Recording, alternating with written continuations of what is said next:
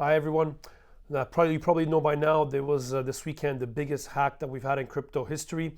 Here are three key important topics that you need to know about this. First, the crypto exchange Bybit was hacked on Friday night, Dubai time. This was by far the biggest hack that we've had in the history of crypto. Over $1.5 billion of Ethereum that was hacked. To put things in perspective, the previous largest hack that we had was around $600 million, was Poly Network in 2021. This attack was extremely sophisticated. This was not two guys in a basement smoking cigarettes and eating takeout and doing this hack. This is a very sophisticated, state-sponsored hack that took months to preparations. It requires very in-depth crypto and security knowledge. And from the start, this had a lot of the marks and the fingerprints of the Lazarus group from North Korea. And obviously now then the data confirmed that it was them indeed. This obviously was not only very sophisticated, the timing even. This happened on Friday night, early in the middle of the night, Asia time. This happened as people were leaving Hong Kong consensus. The timing is not a coincidence. This was a very carefully selected time, but also how it was done. Here, what was hacked was actually multi-signatory custody cold wallet system. So this is not somebody that just there was obviously social engineering probably took place here, but actually what was done was actually quite sophisticated, where they targeted a multi-sig wallet that was being used by Bybit. To give you an analogy, this is the way it was done. The UI, the user interface, was hacked. So this is a case where somebody was approving a transaction X, but in practice, transaction Y was happening.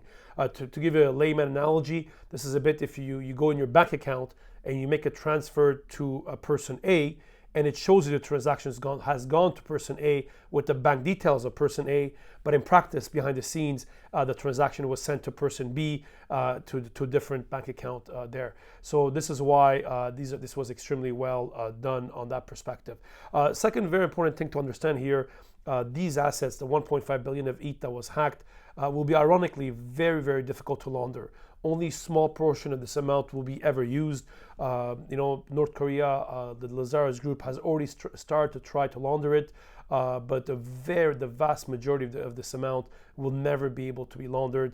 For sure, none of the big crypto exchanges will ever accept it, but this is going to happen gradually and will take a lot of time. Normally, this is the way this is done.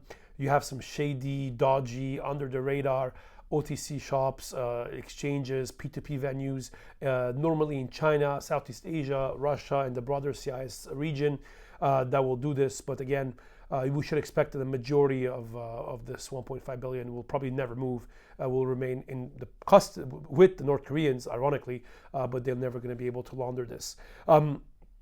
Third, I think one thing in the final point here was that actually Bybit did a pretty good job in how they were transparent throughout the process, even from the get-go.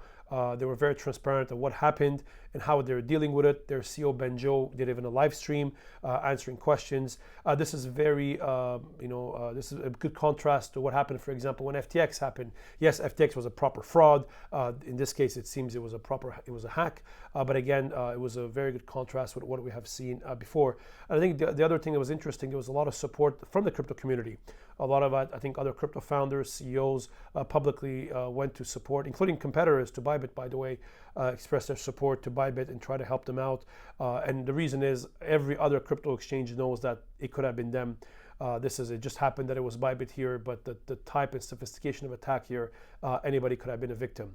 Now, what to watch over the next couple of days, weeks, and months. In the next couple of days, I think let's see what the conclusion of this investigations are. It'll be very interesting to see what comes out of how the exact method that was used here and how it was done. Over the next couple of weeks, I think we should expect more attention on the broader topic of hacking, crypto hacking, and cybersecurity. This is a topic that deserves much attention because it is a problem. It's always going to be a problem in crypto. So I think it's good in a way that will bring more a spotlight on this topic.